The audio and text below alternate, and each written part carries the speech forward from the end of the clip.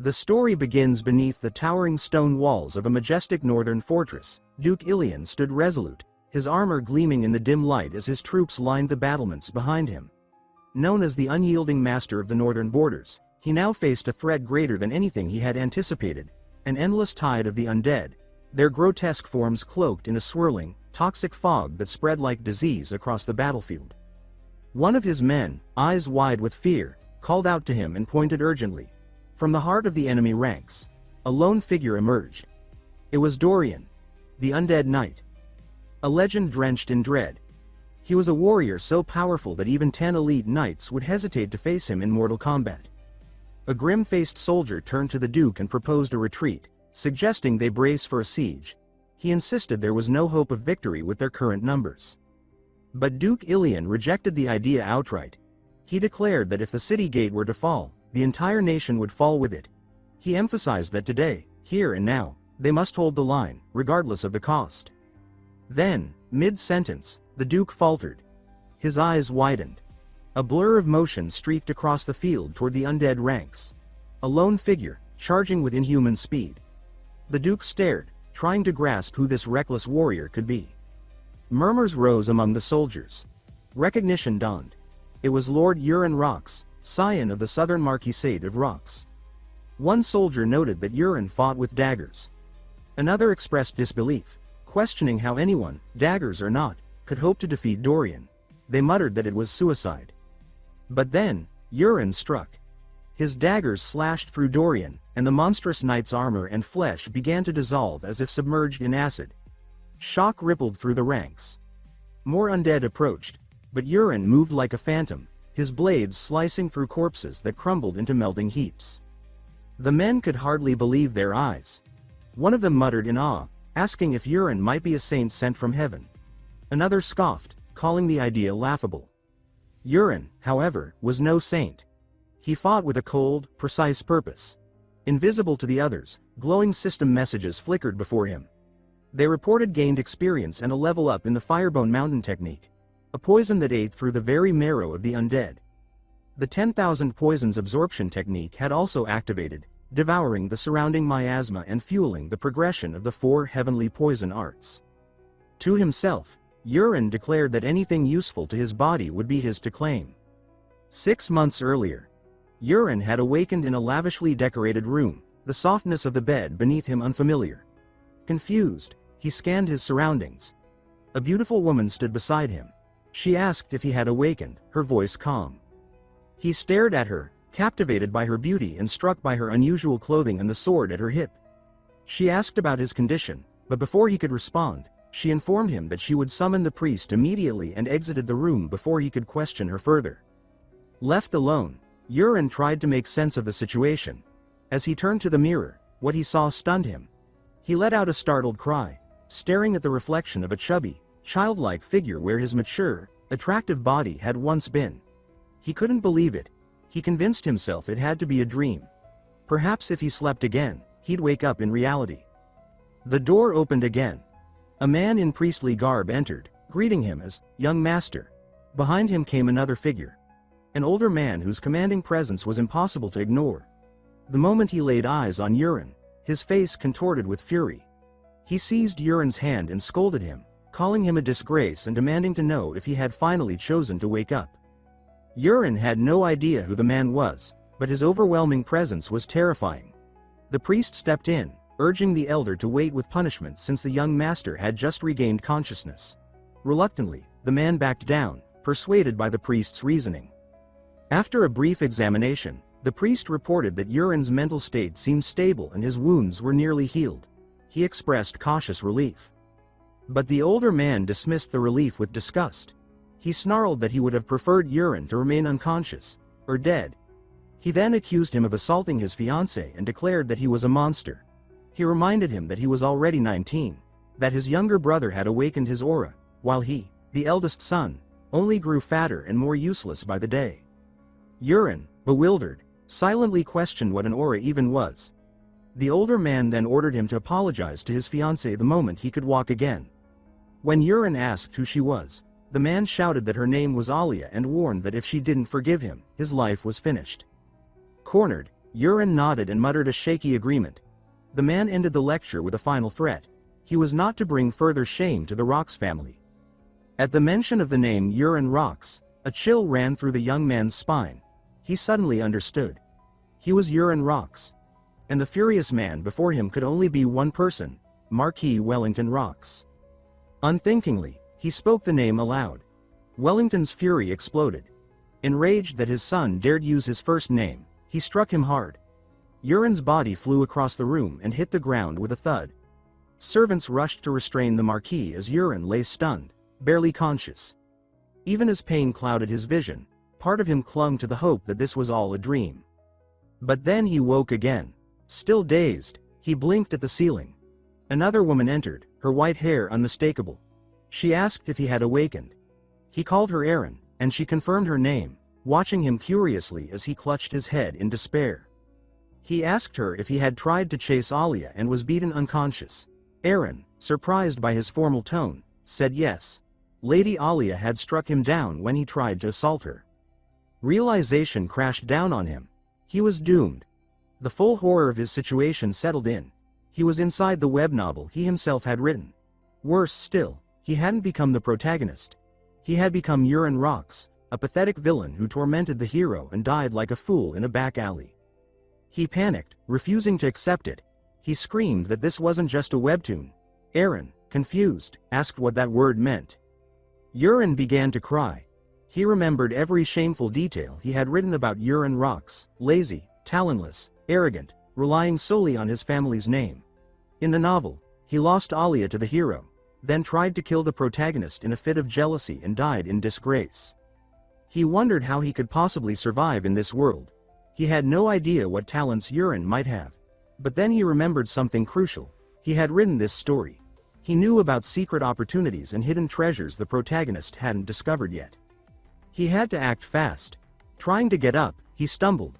The weight of his bloated body made movement difficult. Aaron rushed to him, asking if he was all right. He brushed her off. She urged him to rest. Suddenly, he froze. He realized something was missing, something he had expected to see. Then, as if summoned by his will, a transparent window blinked into view before him. It hovered in the air, revealing information about Aaron. Her traits: Swift Sword Level 2, Clear Mind Level 1, Aura Adaptation Level 1.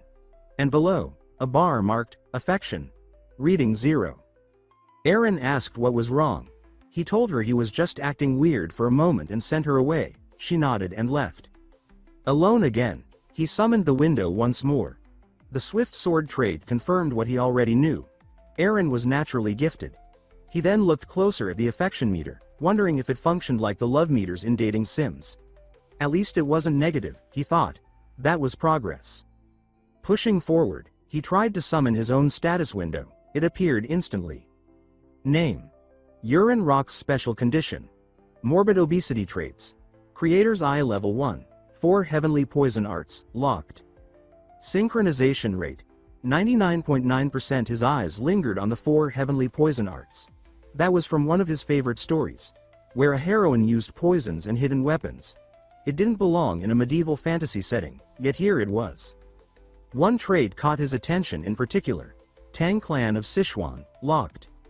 He pondered how such a thing existed here, and what might happen if he could unlock it. Meanwhile, elsewhere in the estate, a servant named Aaron spoke with the Marquis. The Marquis asked if Yurin had awakened. Aaron confirmed that he had, though she noted that he seemed off, physically and mentally. She added that he had stumbled when he tried to stand. The Marquis was surprised. The priest had said Yurin's wounds weren't serious. He then asked if Aaron had noticed anything strange.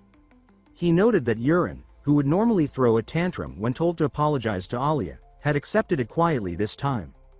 The Marquis insisted that this calmness was only temporary, that the old Yurin would return soon and seek revenge.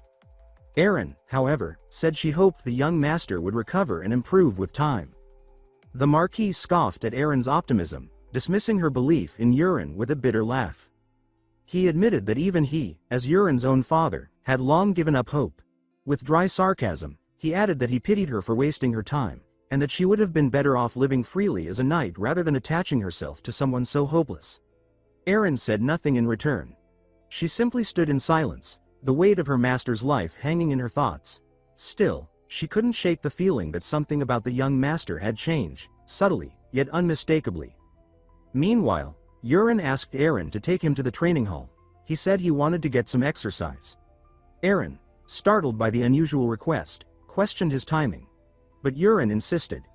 As they walked together through the vast garden that separated the residence from the training grounds, Yurin's mind remained focused. He considered the traits revealed by his new ability. The creator's eye let him read the stats of others, but the Tang clan of Sichuan trait remained locked. He guessed that his physical condition, specifically, his morbid obesity, might be the key obstacle. Exercise, he decided, was the first step. Yet, even walking proved difficult. The sprawling palace gardens, larger than several sports fields, left him breathless. He had never felt more aware of his body's weight dragging him down. With every servant they passed, he caught glimpses of their status windows. Affinity scores flashed in harsh red. Loathing, disgust, hatred. He couldn't blame them. The original Yurin had been cruel, arrogant, and lazy. The memory of who he used to be in this world filled him with quiet disgust. After what felt like an eternity of trudging, they finally reached the third training hall, one of the less used spaces. Inside, someone else was already training. The moment Yurin's eyes landed on him, a new window appeared. Affinity. -91 desire to kill. Hi, the man's name was Rika Alian. His trait read Swift Sword, level 1.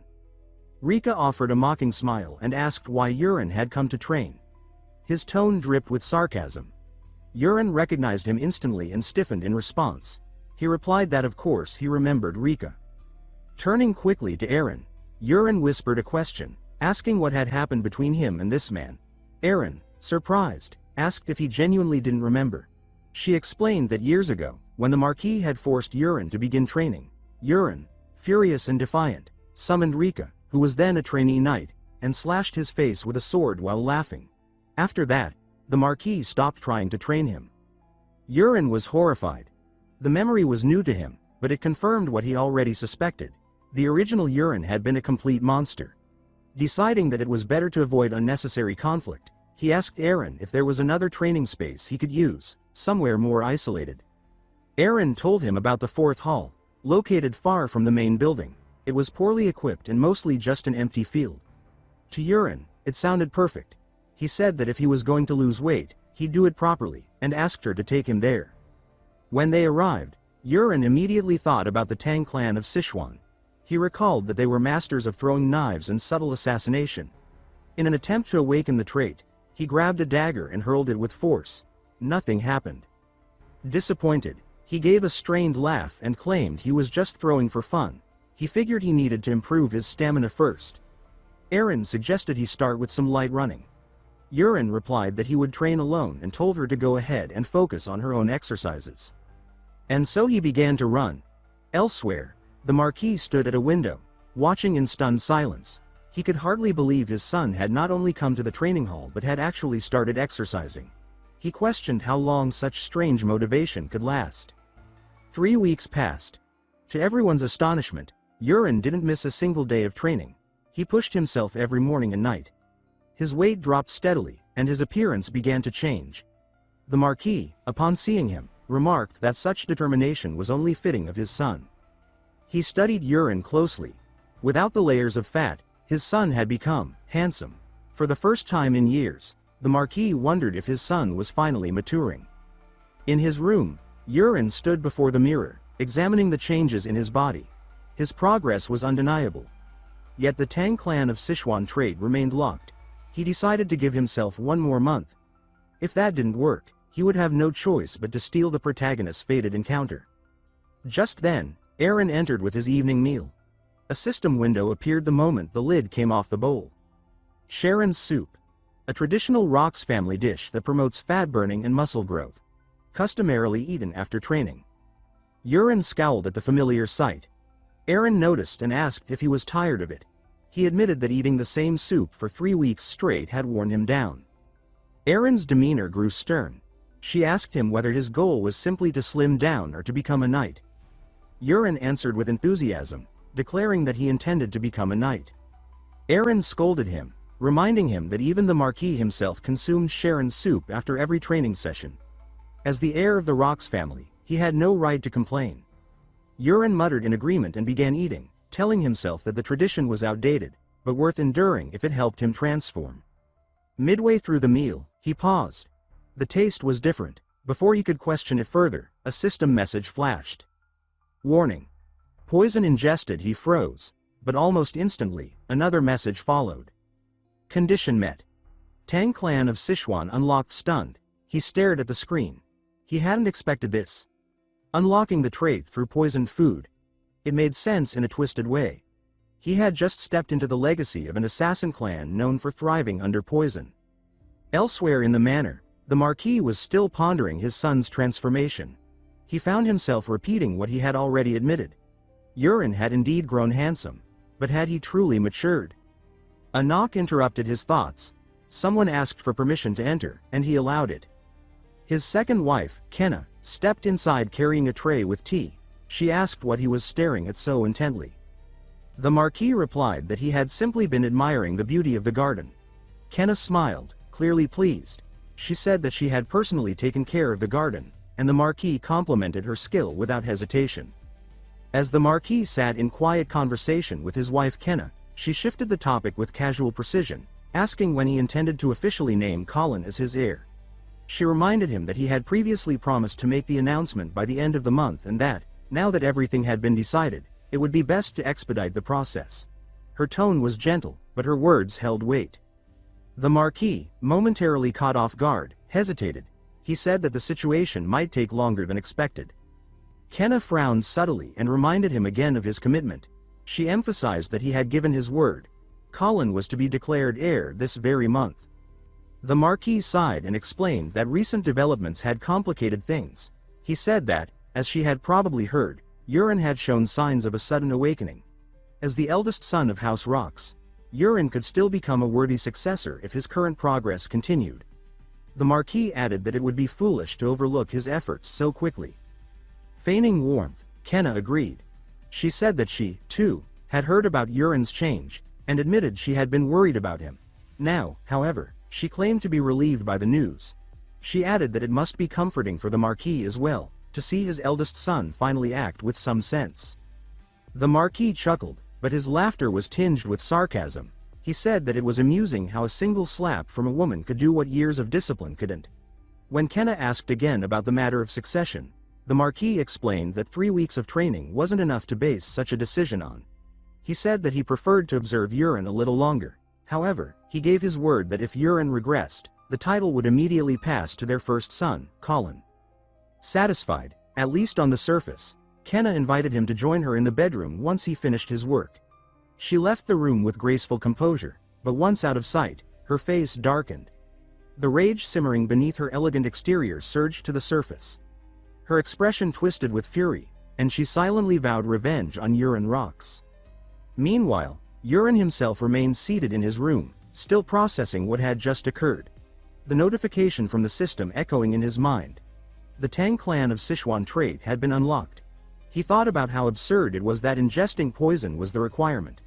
Then, he recalled the details listed in the Sharon Soup's system description and tried scrolling further down. There, in the extended notes, he found an update in the database, an annotation about the Han-Yang herb. It was noted as a medicinal plant with faint paralytic properties. In small doses, it was harmless to adults, but with accumulation, it could gradually lead to paralysis and, eventually, death. Erin's voice snapped him back to the present. She asked why he had stopped eating. Snapping out of his daze, Yurin resumed eating with exaggerated enthusiasm. As he chewed, his thoughts sharpened. Someone had poisoned him. But who? He remembered the plotline from his own novel. Around this time, Colin was supposed to be officially declared heir. If that was delayed because of Yurin's sudden training, then whoever had a stake in Colin's rise must have decided to act. His suspicions began to form quickly and pointedly. Another system message popped up. Condition met. Weak paralysis poison unlocked. After finishing the last spoonful of soup, Yurin smiled strangely and told Erin that the dish was so delicious it had brought him to tears. He asked her to leave him alone for a while. Erin accepted with a polite nod, wished him a good night, and exited the room. Alone again, Yurin summoned his status window.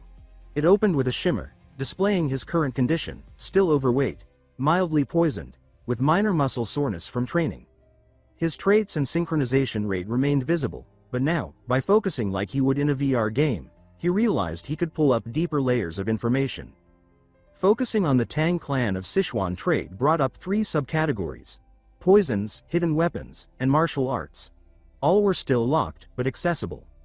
He decided to start with the poison section. A massive list appeared: weak paralysis poison, truth serum, soul-killing smoke, and more. All were locked, gated behind a leveling system. To unlock even the weakest poison, he learned, he needed to activate an internal technique. It made sense. The Tang clan's mastery depended on channeling internal energy to control poison. He backed out of the poison list and opened the martial arts tab to search for an internal cultivation method.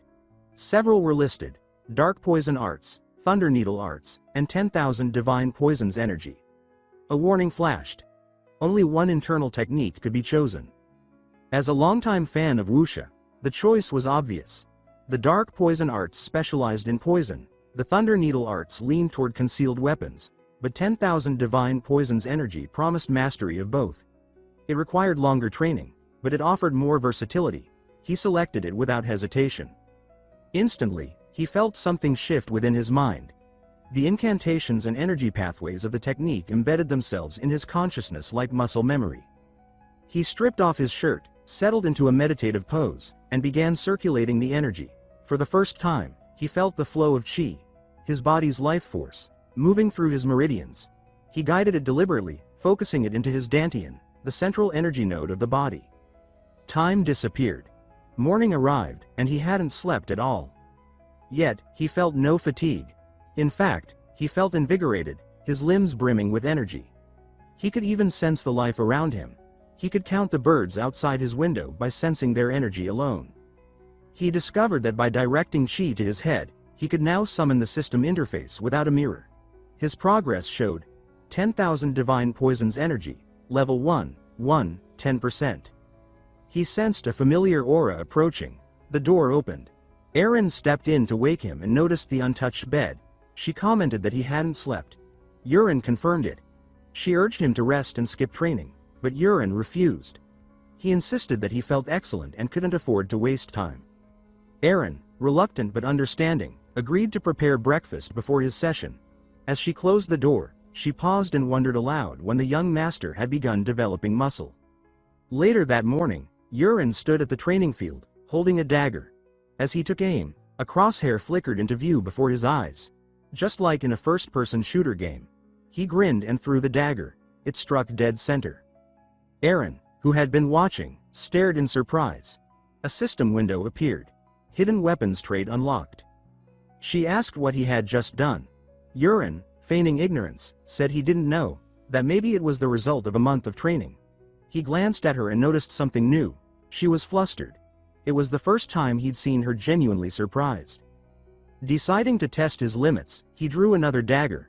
As he threw, he felt a surge of internal energy, fiery and precise, rising from his core. The blade rocketed through the air, struck the center of the target, and shattered it completely. Erin gasped, covering her mouth in shock. Emboldened, Yurin turned to her. He asked if she could sense anything strange coming from him.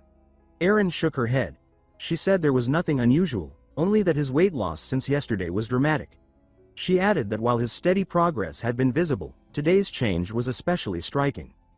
Yurin realized then that Erin couldn't detect qi. No one could. Internal energy was unique to him in this world. He understood what that meant. He possessed a power no one else had access to, a secret weapon. With a smile, he picked up another dagger and threw it again, this time, splitting the first blade still stuck in the target. Erin, stunned, asked if she could try. He agreed. She threw a dagger. It missed completely. Yurin laughed, remarking that he had finally found something she wasn't good at. Erin frowned, clearly annoyed. At that moment, a system window appeared before Yurin, glowing faintly in the air. It announced the completion of the memory of Sachendunga and the unlocking of a new skill, Straight Strike. The description explained that this ability enhanced the force and speed of his throws, not just with familiar weapons, but with anything from stones to wooden sticks to iron swords. Anything he held could become, momentarily, a weapon of deadly precision. As Aaron remained puzzled by her failed attempt with the dagger, Yurin silently picked up a broken wooden sword from the rack nearby. Without a word, he asked her to take a few steps back. Aaron, surprised by the request and even more confused by the object in his hand, watched warily, not knowing what he intended. Yurin felt a surge of internal energy rush from his dantian, coursing through his arms and into the blade. He hurled the broken sword with precision. It shot forward like a cannonball, piercing the center of the target with a crack and shattering the wooden frame completely. Aaron stood frozen, eyes wide with disbelief. She screamed out in shock, demanding to know what kind of power she had just witnessed. Yurin shrugged, masking his triumph with false modesty. He said perhaps it was just the power of good practice. Aaron immediately rejected the explanation. She insisted that what she had seen defied everything she knew. No amount of training could produce such destructive force from a broken wooden sword. Then, with a shift in tone, Yurin addressed her seriously. He said that he was well aware she reported everything he did to the Marquis. The sudden admission caught Aaron off guard. She didn't deny it. Yurin, however, didn't scold her. Instead, he asked for a favor. That she keep what she just saw a secret for the time being. He explained that he was currently conducting personal experiments, and promised to reveal everything to her in due time. He simply asked for patience. Aaron hesitated, then nodded in agreement. Later that evening, Yurin observed one of the palace chefs, Pero, leaving the kitchen. Activating the creator's eye, Yurin examined him. A status window appeared. Poisonous touch, level 1, agile movement, level 1, and affinity, neutral. That was all he needed to confirm his suspicion. The trait poisonous touch explained how the poison had ended up in his food. Yurin narrowed his eyes.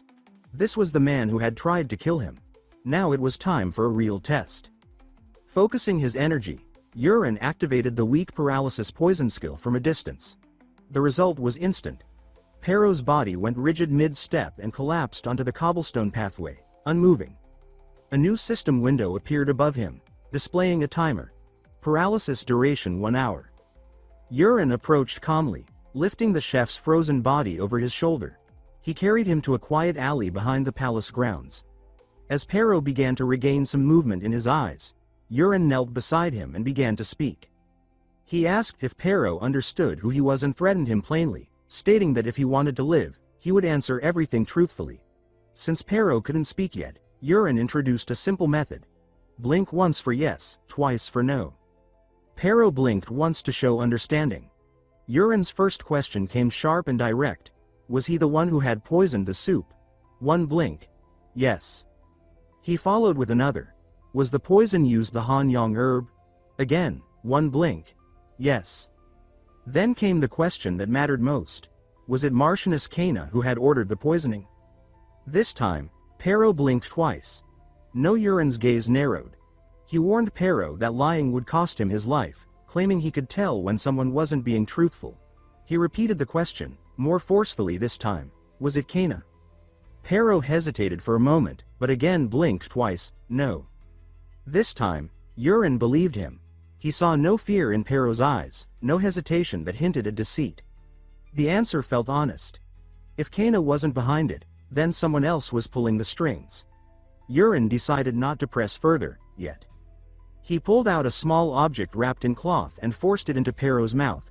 He then told him that what he had just ingested was a rare form of paralysis poison, one that would slowly liquefy his organs within a month if left untreated. Yurin said he alone possessed the antidote and warned Pero that if he didn't obey every order, he would suffer a slow and agonizing death. When Yurin asked if he understood, Pero blinked once, wide-eyed with terror. Satisfied, Yurin placed a hand on Pero's forehead and released the poison's grip. Pero gasped as movement returned to his limbs. Now able to speak, Yurin asked him one final time, who gave the order? Pero answered. The name came out with difficulty, Knight Commander Karax Levington. Yurin immediately recognized it. Karax was Kana's older brother, a man who had risen to power only due to her influence and marriage to the Marquis. Pero explained that Karax had given him the order to kill Yurin within the year, under the pretense of illness. Yurin's suspicions were confirmed. Kana might not have issued the command directly, but her hand was still present. Karox was acting as her proxy. Still, Yurin pushed the revelation aside for now. This wasn't the moment to strike. Instead, he handed Pero a folded sheet of parchment. It was a list, various poisons, categorized and detailed. He told Pero that with his knowledge and black market access, he would be responsible for obtaining all the items listed. He said that Karox's gold would be more than enough to fund it, and that he was to start gathering them immediately, beginning with whatever he had in stock. When Pero nervously asked why he needed so many poisons, Yurin silenced him with a glare. He said that asking questions wasn't part of the deal. Pero shrank back and swore obedience. Before letting him go, Yurin gave one last command, a cruel, ironic twist. From now on, Pero was to make sure every bowl of his soup contained a dose of Hanyang herb. Pero looked horrified, his face pale with disbelief. Yurin laughed openly, amused by his own theatrical sense of control. As Pero hurried away, Yurin thought to himself how easily the cook had swallowed the bluff. The poison he'd been fed was nothing more than dried leaves. The real lesson here wasn't about fear, it was about control. Yurin looked up at the night sky and reminded himself of the urgency. He still had to master the martial arts of the Tang clan of Sichuan as fast as possible. Events were accelerating. If the world followed the plot he had written, then something terrifying was just around the corner. That night, as the moonlight bathed the stone corridors in silver, Pero returned with a cloth bundle pressed to his chest. Inside were the poisonous herbs he had on hand, ingredients he had never dared to carry so openly before. Yurin, waiting in the quiet of his room, watched the cook approach with cold calculation. As soon as the bundle was opened, a system window blinked into existence before Yurin, listing each herb and its properties in precise detail. With the creator's eye assisting him, he identified every poison with effortless confidence. Pero, visibly surprised, asked how Yurin could name such rare and obscure toxins without hesitation. Yurin, keeping up his charade, claimed that this knowledge was trivial for someone like him, though in truth, he relied entirely on the system's information.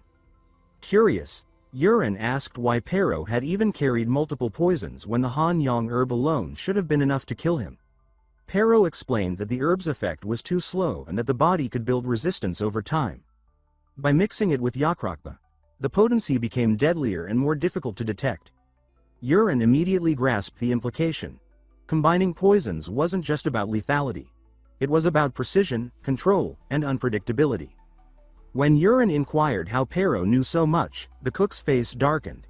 He revealed that at the age of 8, he had been sold to the Levington family and raised under the brutal tutelage of a poison master.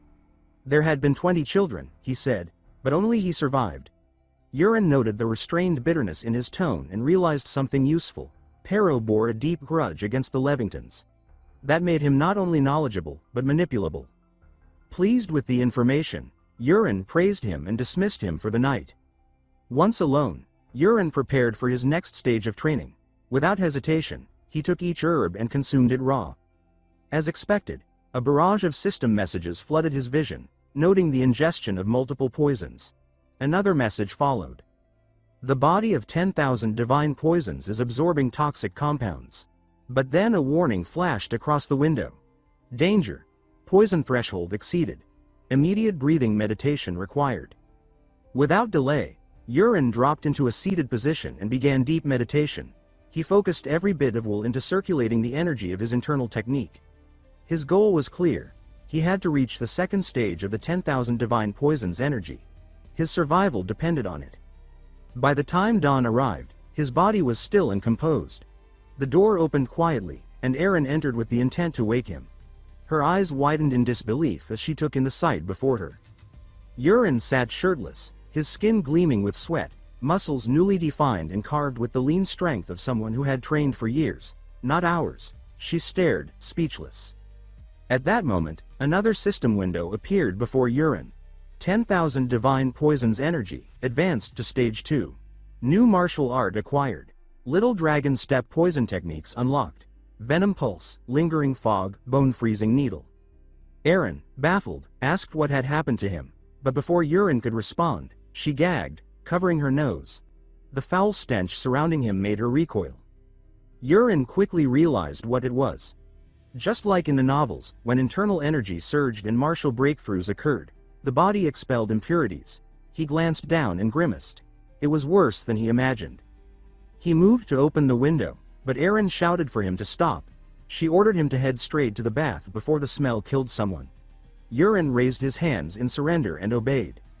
After washing away the stench of toxins and sweat, Yurin joined Erin again, and together they made their way to the training grounds. As they walked, he began experimenting with his new footwork. Little Dragon Step, a fluid and unpredictable movement style ideal for evasion in sudden bursts of speed. Each motion felt strange at first, like walking on uneven ground. Erin watched him with concern, asking if he was feeling all right. She noted that he looked like a drunk stumbling through the halls. Yurin laughed and said he was fine, waving off her concern. She remained unconvinced and asked if he really intended to visit the first training hall, pointing out that it would be crowded with knights today. Yurin nodded. He explained that he simply wanted to observe how the knights trained. As they entered the hall, heads began to turn. Whispers sparked. Some recognized Erin, the young master's attendant. But when their eyes landed on Yurin, confusion flickered across their faces. They stared at him, slimmer, taller, refined, and tried to place the face. One knight hesitantly recalled the rumors about the young master's sudden weight loss. Another gasped, putting the pieces together. Disbelief spread. Just a month ago, Yurin had been a bloated embarrassment. Now, he looked like a completely different man. They whispered about sorcery, hidden potions, divine blessings. Yurin, with his enhanced senses, heard every word. Amused, he scanned the crowd and spotted a young knight practicing with disciplined grace. The technique was familiar, textbook Rock's family sword stances. Erin leaned in and confirmed that what the knight was practicing was the foundational form taught to all knights of the household. She advised Yurin to watch closely. And then he realized who the knight was, Cried, one of the main characters in the novel he had written. In the original story, Cried would go on to become a loyal ally of the protagonist. Yurin hadn't described Cried's early days in the story, so it surprised him to find him already here, training diligently. He made a mental note, Cried might prove valuable later. Turning back to the rest of the knights, Yurin activated Creator's Eye. Their affinity ratings flashed before him. Hostility, disgust, contempt, and even one with murderous intent. Perfect, he thought. A testing ground. He decided to try out lingering poison, a slow-acting toxin that spread through the lungs before attacking the organs. He chose one of the knights at random and activated the skill, directing a subtle flow of energy toward the man. Moments later, the knight dropped to his knees, clutching his chest in agony. Panic spread. His comrades rushed to him, some shouting for a priest. He writhed in pain for seconds that felt like minutes, then suddenly stood, perfectly fine. The pain had vanished. Confused and angry, the others accused him of faking it. Some mocked him. Others scolded him for causing a scene. The afflicted knight couldn't explain what had just happened. Yurin, watching from a distance, smiled to himself. The poison had worked, and more importantly, it had passed undetected. After the success of his first test, Yurin decided it was time to push further. He selected a more complex and volatile poison from his newly unlocked arsenal: soul-killing smoke. This particular poison induced intense hallucinations within a targeted range, causing disorientation, fear, and in some cases, full psychological collapse. With the knights still bickering and unaware of his intent, he activated the technique. Almost immediately, one of the knights jerked backward, eyes wide in panic. He screamed that a monster was attacking him. The others turned, confused, until the illusion took hold across the group. One by one, they began to shout and recoil in terror. Erin watched from the side, bewildered. She couldn't understand what had triggered the sudden chaos. The knights stumbled, fell, and flailed across the training ground, some swinging their swords at invisible enemies, others backing into walls or curling up on the ground. Each one saw something different: savage beasts, demons, walking skeletons. And each of them was utterly consumed by fear. For several moments, the training ground descended into madness. Eventually, the poison's effect began to fade. The knights blinked, looked around, and realized that nothing was there. Confusion swept through them. They glanced at one another, breathing hard, and tried to make sense of what had just happened. Yurin, watching from a distance, determined that pushing the test any further might provoke actual injury, or worse. He felt a quiet satisfaction. The poison had worked flawlessly. Turning to Aaron, he said the area had become too chaotic for proper training. He suggested they leave and head instead to the 4th training hall. She agreed, though she remained distracted by the bizarre scene they were leaving behind. As they made their way through the palace grounds, a maid called out to Urin and informed him that he had a visitor. She announced that Lady Ilia Marcus had come to see him. Inside the guest room, Ilia sat waiting, her resolve firm. She had come today to end the engagement once and for all. She had tolerated too much, and the incident that had led her to strike Urin weeks ago had been the final straw. Urin, aware of who was waiting, braced himself. He recalled that in the original story, this was the point when Ilia Marcus began to demand the annulment of their engagement. The original Urin had selfishly refused, dragging the situation out. Urin sighed. He had no intention of repeating that mistake. When he entered the room, Ilia looked up, and froze. The man standing before her wasn't the spoiled, bloated noble she had known. He was lean, composed, and disturbingly calm. She didn't even recognize him.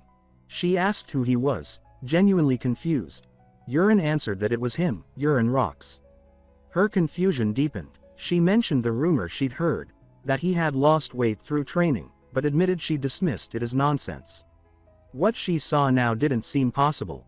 How could he have changed so drastically in such a short time? Urin responded plainly. He said he had trained hard, and that after she struck him, he had reflected on himself and realized the need to change. Ilia eyed him warily, questioning his intentions. She wondered aloud if he was planning some form of revenge, if this sudden humility was a trap. Urin denied it without hesitation. Then, unexpectedly, he dropped to one knee and thanked her. He said it was because of her that he had come to his senses. He apologized deeply for his past behavior. He acknowledged her right to sever the engagement if she wished, and said he would accept her decision. Stunned, Ilia asked again who he really was. Urin answered without flinching, Urin Rox, the former scoundrel. His apology was genuine, and for a moment, she was at a loss. Urin, watching her reaction, thought quietly to himself that the incident hadn't truly been his fault, but that of the body's previous occupant. Still, he had a reason for asking forgiveness beyond guilt. He activated Creator's Eye and brought up her status window. Traits: Kingdom Toppling Beauty, Sword Queen. Preference Level: -16, Hatred. The data told him everything. Ilia wasn't just another noble daughter. Sword Queen was a trait of immense power. It guaranteed that she would grow stronger over time, surpassing her peers, and in the story, she eventually saved the protagonist during his darkest moment. She also personally defeated one of the main antagonists. Urin concluded that even if they ended their engagement, earning her favor was crucial. An ally like her could shift the tides of fate. Ilia ordered him to stand, asking if he truly meant what he said. Urin confirmed with unwavering conviction. She demanded he swear an oath, one with real weight. As her aura flared and pressed down on him, Urin recognized the moment. This was the same scene she had with the protagonist in the original story. Not him.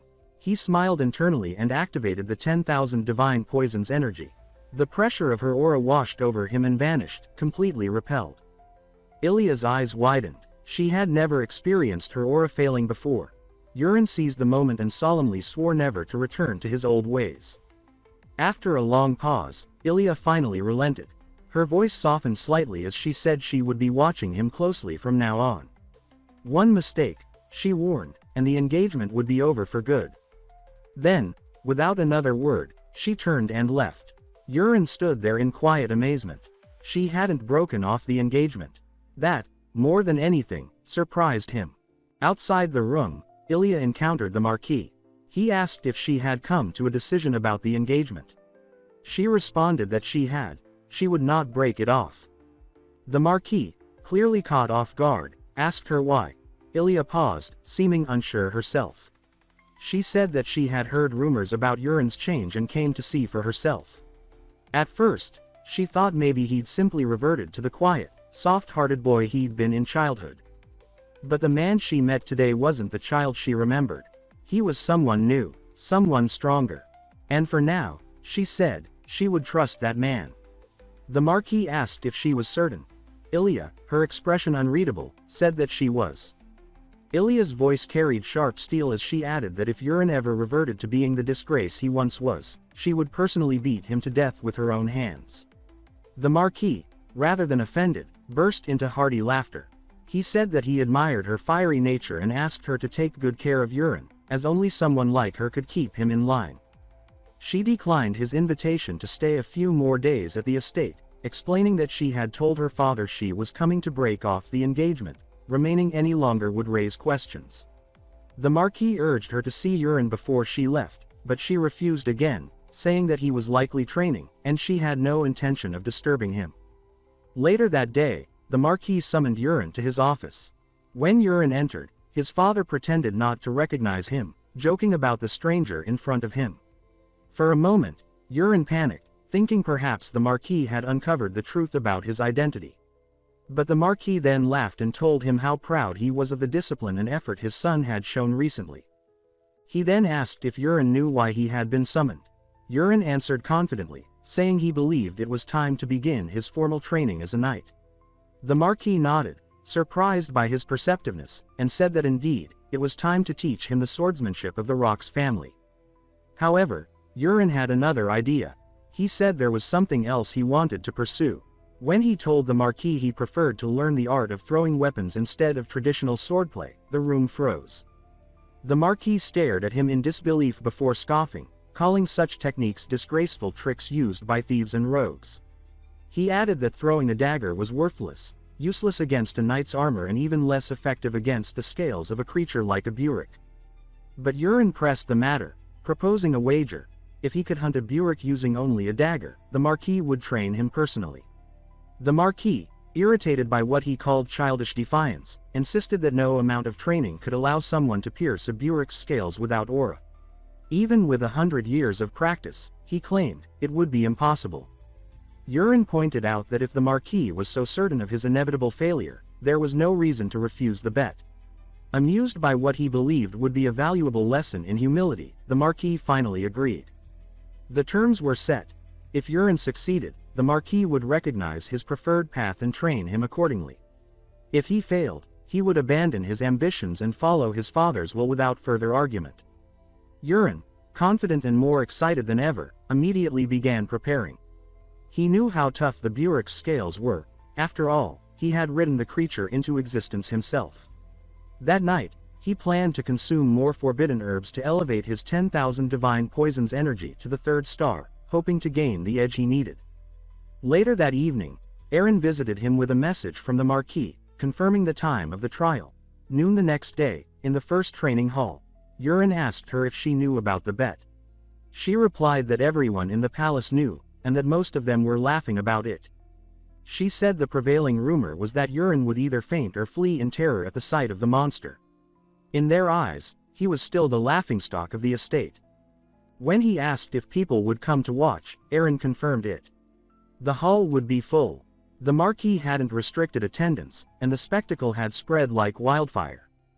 Yurin muttered that the whole thing had turned into some kind of twisted arena event. He asked for her opinion, and Aaron replied calmly that she believed tomorrow would be his day. That night, Yurin reached the 3rd star in his internal technique. When the day of the challenge arrived, the first training hall was packed. Servants, knights, nobles, everyone had gathered to witness the show.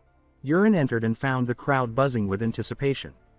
The Marquis asked if he was ready. Yurin glanced at the sea of onlookers.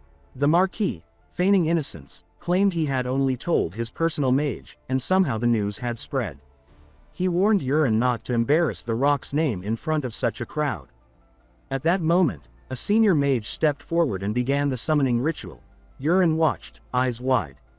It was the first time he had seen magic performed live, and it mesmerized him. Then the ground trembled. A surge of electricity snapped through the air as dust exploded outward. A towering beast emerged from the summoning circle. The Burek. The monster, roughly 150 centimeters tall, had the grotesque shape of a bloated sea creature twisted by magic. A faint aura of static crackled around its body. The crowd recoiled in horror. Yurin, however, watched it with a strange mix of curiosity and nostalgia. He recalled creating the Burek on a whim, while eating sashimi at a cheap restaurant and struggling to meet a publishing deadline. Without its limbs, it might have even looked cute. Without warning, the Burek lunged. The spectators screamed, but the Marquis raised his hand and ordered the knights not to interfere. Yurin cursed under his breath, annoyed that no one had warned him the beast would attack the moment it was summoned. Still, the creature's movements weren't particularly fast. Yurin took a steady breath, analyzing its scale patterns. The moment he focused, a crosshair appeared in his vision, his internal energy reacting, locking onto the beast's weak point. He threw the dagger with perfect precision. The blade whistled through the air and struck directly beneath the Burek's arm, an exposed, scale-less joint. The monster let out a shriek and collapsed. Dead. Silence blanketed the hall. A heartbeat passed, and then the crowd erupted in cheers. They shouted Yurin's name, praised the impossible feat, and called it nothing short of miraculous. Yurin stood quietly, trying to process what had just happened. He had killed the beast in one hit. The Marquis was speechless. He turned to his son and demanded to know how he had done it. Yurin simply said that he had aimed well and hit the right spot. The Marquis refused to believe it. He said it made no sense. A Burek couldn't die from a single dagger throw, its scales were too thick. Yurin smiled slyly, raising his voice just enough for the entire crowd to hear. He reminded everyone of the terms of the bet, and that a great Marquis like his father would surely not go back on his word. The Knight Commander stepped in, trying to preserve the Marquis's pride. He explained that Yurin's throw had landed in a rare unarmored gap, and that this had to be pure luck. The Marquis, clearly unsettled by what had just unfolded, insisted that the bet be redone. Yurin, however, stood firm and refused. The Marquis, not one to give up easily, proposed a new condition. If Yurin managed to win again, he would grant him a single wish, no matter what it was.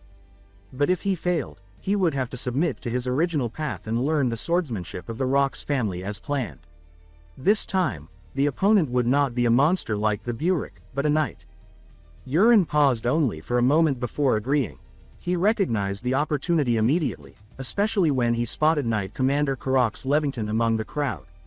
For a brief moment, he considered the idea of challenging Karox himself. Humiliating him in public would be satisfying.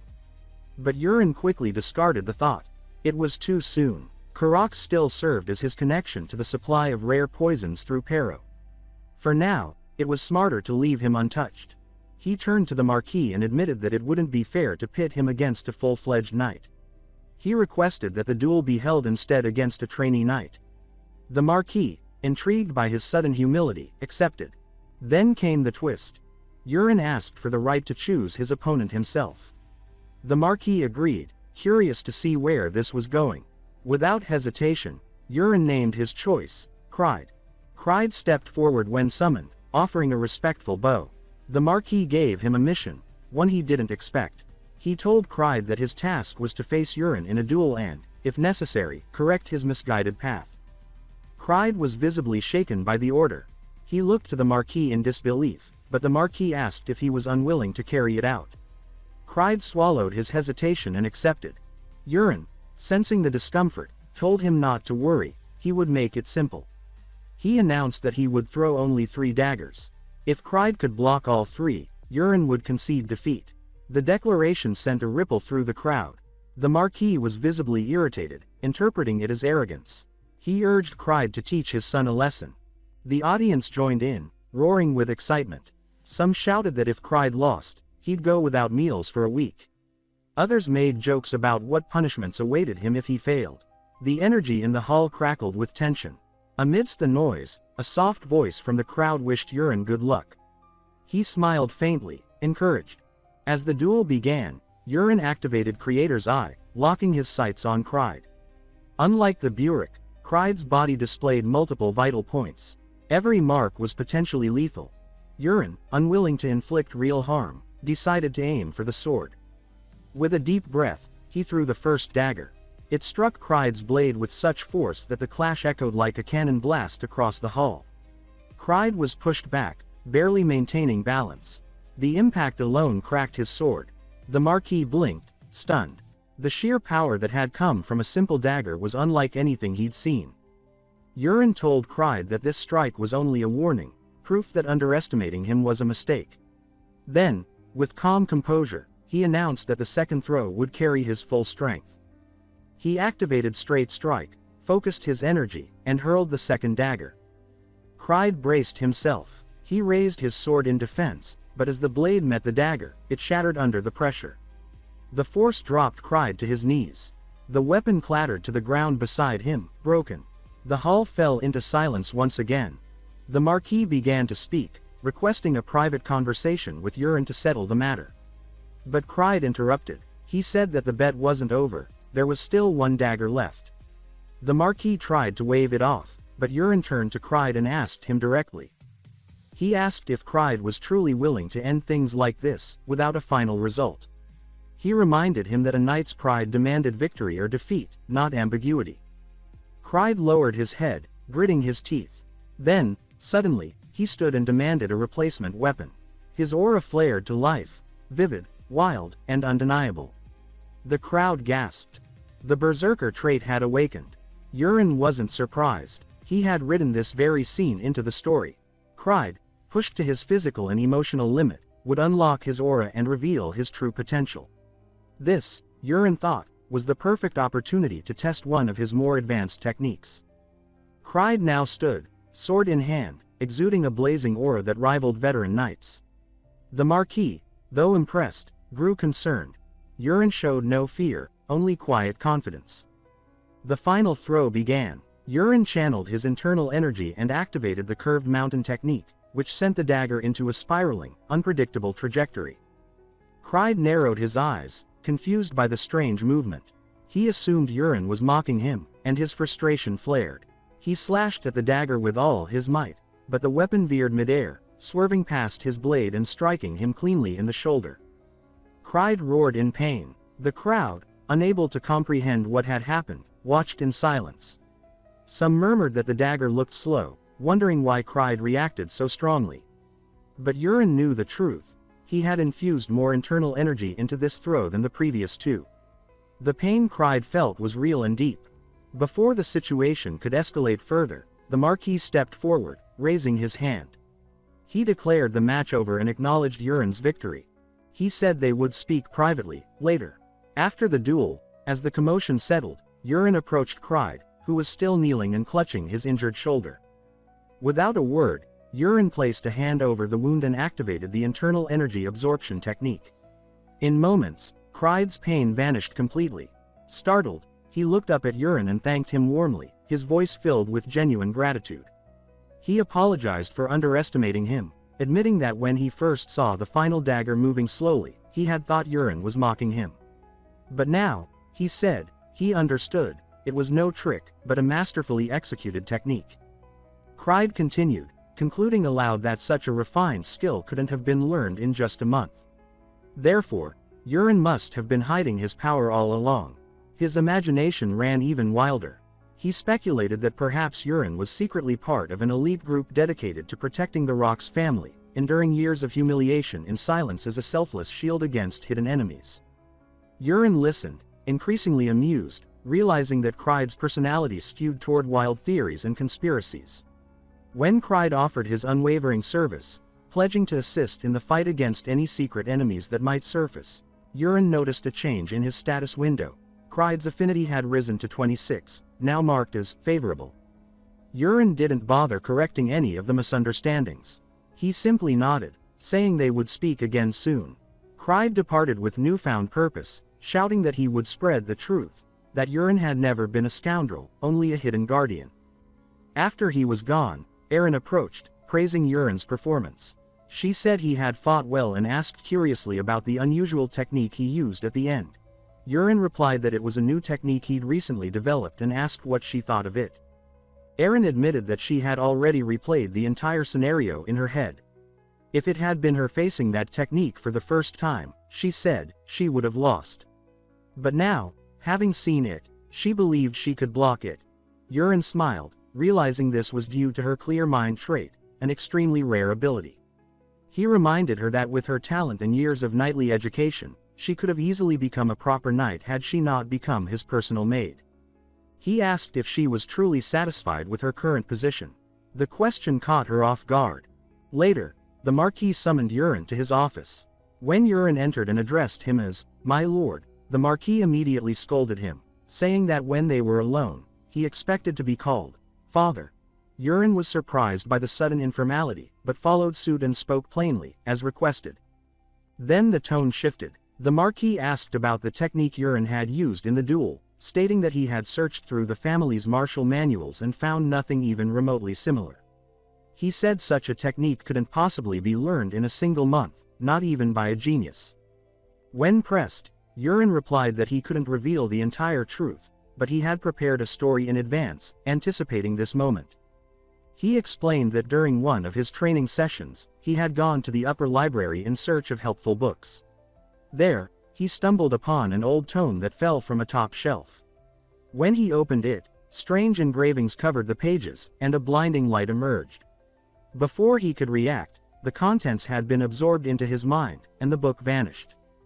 The Marquis's eyes widened. He said that such an object could only be a grimoire, a legendary artifact where ancient masters inscribed their techniques to be passed down through generations. Yurin, inwardly amused, thought to himself that of course he knew what a grimoire was. After all, he had created the concept himself as part of the story's lore. The Marquis, completely convinced, said that the attic library held so many texts from their ancestors that even he didn't know them all. He added that Yurin's discovery was nothing short of divine fortune. Yurin nodded, calling it the jackpot of a lifetime. True to his word, the Marquis said he would honor the terms of their agreement. He would no longer force Yurin to pursue swordsmanship. Instead, based on the additional clause in the bet, he asked Yurin to name his wish. Without hesitation, Yurin replied that he wanted the position of heir. The room fell silent. The Marquis, clearly stunned, hesitated. Yurin asked, voice laced with sarcasm, if he was going to break his promise now. The Marquis, caught in his own words, admitted he had no choice. It was within his authority, and he would grant the wish. Yurin then shifted tone. He said he understood that naming him heir would stir trouble. There would be opposition, and Lady Kenna in particular would cause a storm. Therefore, he said, he would relinquish his wish, this time. The Marquis exhaled deeply and thanked him with heartfelt sincerity. Yurin thought to himself that he never had any interest in the position to begin with. Becoming heir meant being shackled to political duties, losing the freedom he needed. Instead, he preferred to hone the martial arts of the Tang clan of Sichuan and roam the world in pursuit of opportunity. The Marquis then asked him to make another wish. Yurin said that he wished to establish his own knightly order and appoint both Aaron and Cried as its founding members. The Marquis, relieved, said the request was more than acceptable. He added that Aaron's talents were too valuable to remain limited to the role of a maid. Yurin thanked him and then made one final request. Since Aaron would no longer serve as his attendant, a replacement was needed. He proposed Pero, the kitchen worker, and asked that the appointment seem like it came from the Marquis himself. The Marquis eyed him carefully, asking if anything had happened. Yurin simply said he would explain in time. The Marquis, placing trust in him, agreed without further questioning. A quick glance at his status window revealed the Marquis's affinity level had risen to 74. Trust. Later that day, Yurin gathered Aaron and Cried and formally declared the formation of his knightly order. He appointed both of them as his founding knights and urged them to continue training with unwavering discipline. Then he introduced their new member, Pero, his new personal servant. Aaron looked at Pero with suspicion. It wasn't long before she pulled Yurin aside to ask why he had chosen the cook of all people to replace her. Yurin calmly told her the truth. Pero was a spy. Aaron was stunned. He explained that Pero had been sent by Knight Commander Karox and Lady Kenna to poison and assassinate him. Aaron was even more confused, asking why he would allow such a person so close. Yurin replied with a faint grin that Pero now only obeyed his orders. Just then, Cried interjected, asking a question of his own. Yurin welcomed it.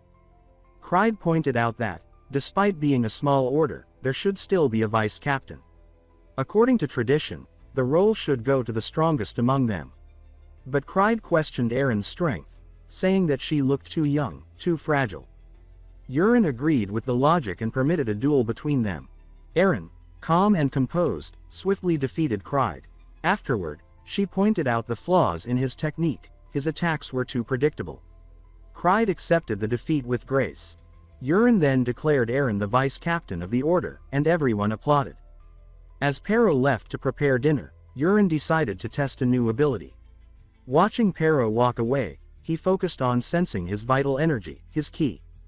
Then, activating a technique from the Tang clan's internal arts, secret sound transmission, he funneled his energy into a message directed to Pero's mind. Pero froze, wide-eyed. The voice of Yurin echoed inside his skull. Yurin told him he was communicating telepathically. Pero, overwhelmed, immediately assumed it was some form of dark sorcery. Yurin smirked. Pero muttered to himself that his new master must be a black magician, a poison-wielding warlock. Yurin let him believe it. He saw no reason to correct a misunderstanding that only deepened his control. Yurin asks whether the poison he requested is prepared. Pero answers that he'd only just managed to prepare Snake's mind, an extract from 100 venomous snakes. Yurin instructs him to liberally dose both the chair and the soup he will consume. Pero, visibly anxious, hurries to carry out the order. That night, while meditating, Yurin realizes that his internal energy progress has stalled since reaching the 3rd star. With the realization that a global crisis looms, he decides that it's time to leave the Marquisate and seek opportunities to develop his power. He informs his father of his intention to travel. The Marquis, assuming he meant the neighboring village, grants permission. Yurin, hiding his true plans to journey farther, asks for a week's leave. The Marquis, noting his tireless efforts in training, approves the request and asks how many guards he needs. Anticipating reluctance, Yurin initially says he needs no escort, which shocks the Marquis. Reminded that he is heir, Yurin backtracks and says he's only going to the nearest village. The Marquis warns him of how perilous the world is, especially with poisoning, which Yurin internally scoffs at. Realizing he must comply, he reluctantly agrees to take a guard. He sets his departure in 2 days, and the Marquis promises to arrange the escort. That evening, Yurin decides to slip away earlier. He summons Pero, who hesitantly arrives. Yurin asks for money, reminding him of the funds Karoks provided for feeding snakes. Pero, frightened but obedient, hands over the gold immediately. Yurin also asks for the partial space bag he glimpsed when Pero handled poisonous herbs, a magical storage sack. Pero, puzzled, agrees to lend it. Yurin gives Pero a fake antidote, actually nothing but dried leaves, said to last a month. He tells Pero that he appreciates his help and that he'll rely on him from now on, promising a genuine cure soon. At dawn, Yurin slips out of the palace, leaving a note behind. He walks through the silent garden and encounters an old gardener, greeting him politely. He senses a powerful aura radiating from the man but chooses to ignore it for now. Crossing into the wild for the first time, Yurin heads to the neighboring village's magic tower. At the reception, he requests to use teleportation. The attendant asks if he's used it before. Yurin says no. When asked for his destination, he names Os Castle. The attendant warns that it's a far journey, and the cost is 50 gold pieces. Yurin pays the steep fee and registers under the alias, Polion, a handle from his online gaming days. He is led to the teleportation chamber. After a short wait, a voice announces his arrival. Stepping out, Yurin finds himself in Os Castle's magic tower, greeted by a local attendant. Yurin is surprised by the lack of discomfort. Despite feeling a strange twisting, the attendant proudly explains that the comfort of teleportation is their tower's hallmark. Once outside, Yurin observes the distinct Western architecture and the bustling crowds of Os Castle. He searches through the blacksmith alley for the unicorn workshop until dusk. In a final alley, he meets a blacksmith working late. Yurin asks if he knows of a unicorn workshop. The smith replies that while no such shop exists, he intends to name his own smithy that soon. Yurin realizes he's found the right person. Activating Creator's Eye, Yurin inspects the smith. A status window reveals name, Garanox, traits, wargear crafting, fire affinity, and others. Yurin asks to see his weapons, and Garanox invites him inside.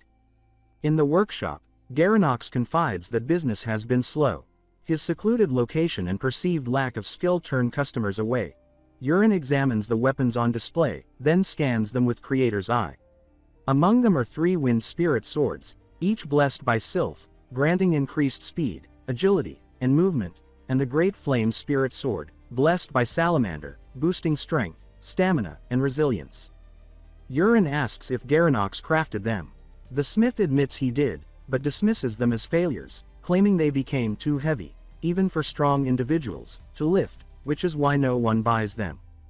Yurin, inwardly excited, thinks these swords aren't failures, they've simply yet to meet a worthy wielder who could unleash their potential.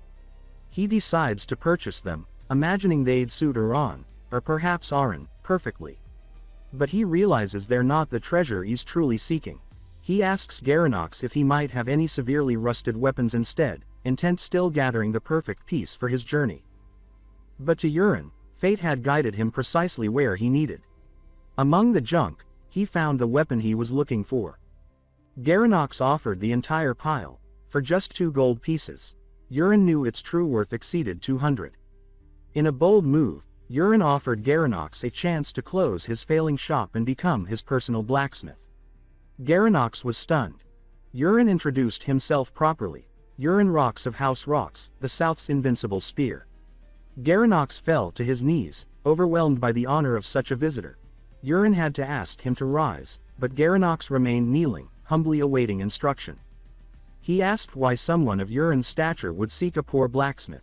Yurin explained that Garanox's craftsmanship, especially the meticulous sword hilts, spoke of genuine skill and sincerity. He predicted Garanox would awaken a special talent one day, and though he himself wondered if he had made that up on the spot, it worked. Garanox agreed to follow him. He admitted Yurin was nothing like the rumor of a delinquent he'd heard.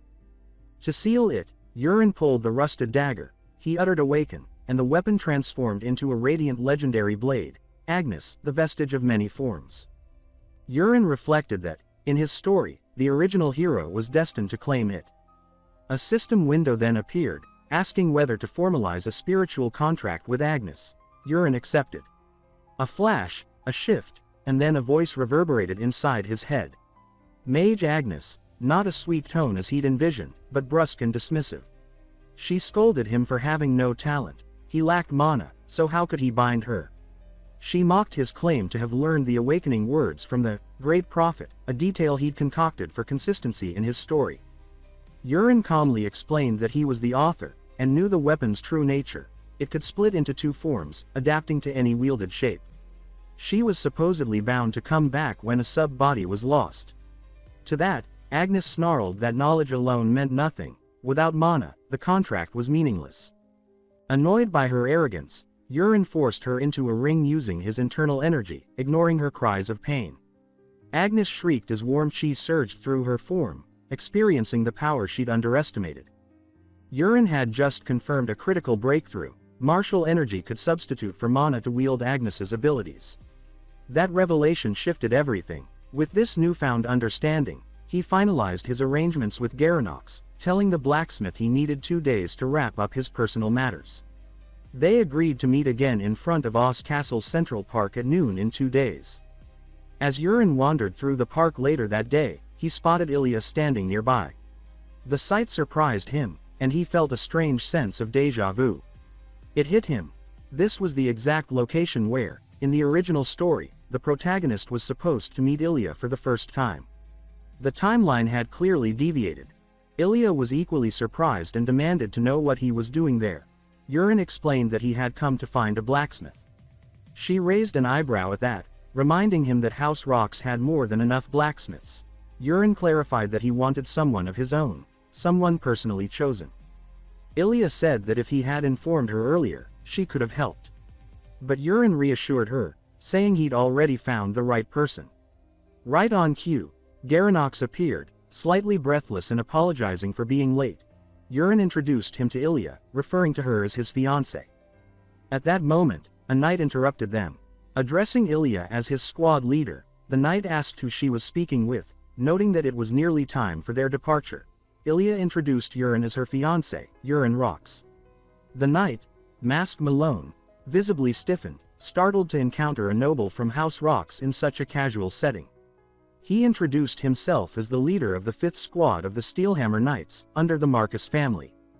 Yurin immediately recognized Mask. He was one of the minor characters from his original story, stubborn, prideful, and a thorn in the side of the protagonist. In the story's original flow, this very scene had been different. A mysterious masked attacker was supposed to ambush Mosk's squad.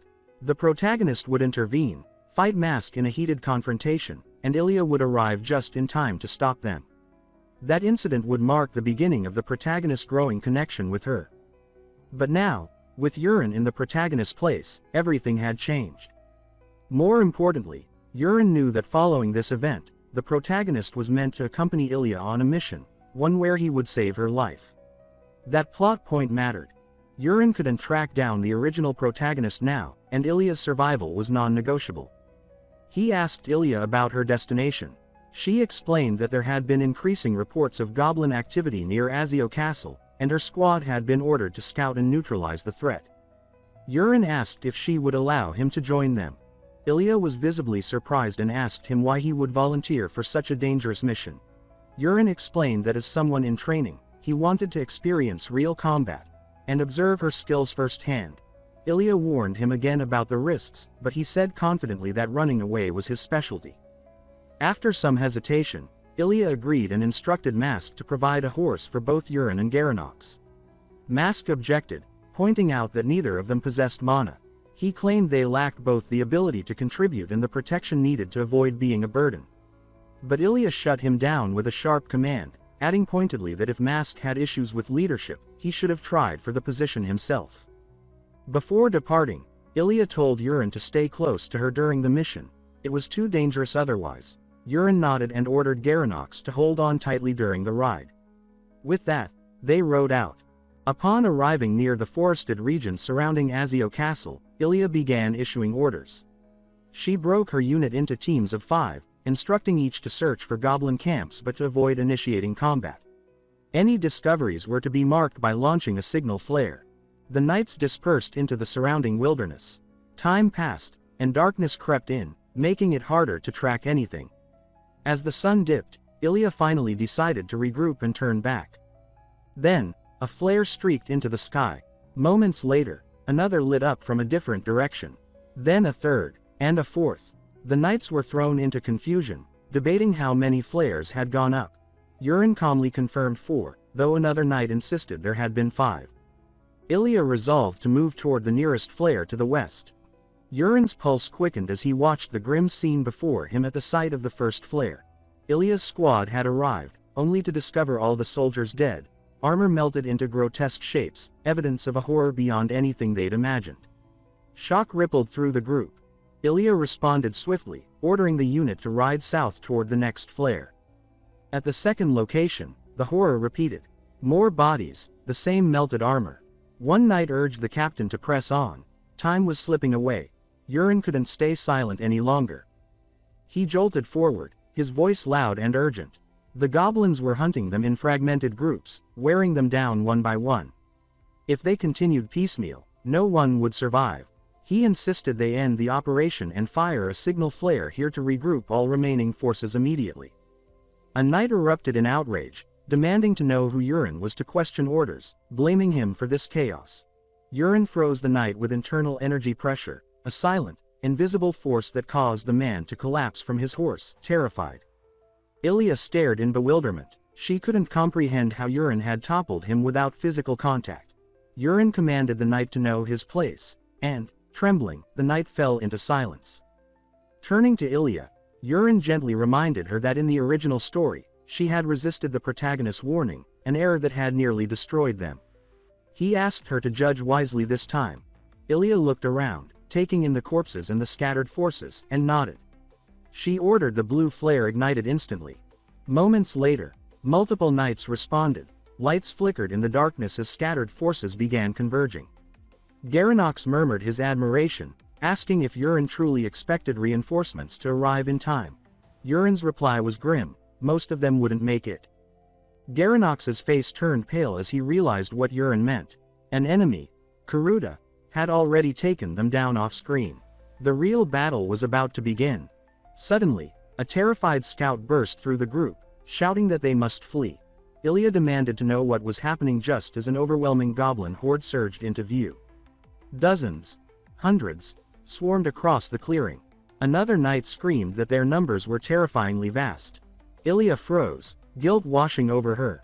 She murmured an apology to Urin, fearing his death was now certain. Urin steadied her with calm assurance. She would not die today. He stepped forward, resolve sharpening in his eyes. He called out. He would now test what they had trained over the last 2 days. He summoned Agnes to generate black iron bullets by proxy, a technique born from his mastery of the third-level body of 10,000 poisons. A system window appeared before Urin. The black iron blast technique fired hidden weapons imbued with internal power, relying on detonations of black iron bullets. Urin shouted for the goblins to receive his attack. He threw a bullet. It embedded in a goblin's weapon, then, amid their confusion, exploded. A wave of destruction ripped through the front line. Screams and chaos erupted. The bullets returned. Urin hurled them again and again. Explosions followed in rapid succession, decimating line after line of goblins. Ilya, awestruck, demanded to know what he had thrown. Urin replied steadily, it was black iron blast, and he would explain the details later. Seeing the horde's strength falter, Ilya shouted to her knights, reminding them that victory was now within their grasp. She urged them to seize the moment. The knights, inspired, surged forward to engage the remaining enemy. In the thick of battle, one goblin tried to flee, but something red and massive intercepted it. A red hand snapped over the goblin's head, and it screamed before collapsing. Ilya turned, stunned, as a colossal red-skinned warrior emerged, giant, brutal, and holding the corpse of a slain goblin. Urin's jaw tightened. The legendary goblin warrior, Karuta, had finally appeared. He thought grimly. Failure was not an option. If they could not defeat Karuta today, none of them would survive. The real fight had begun.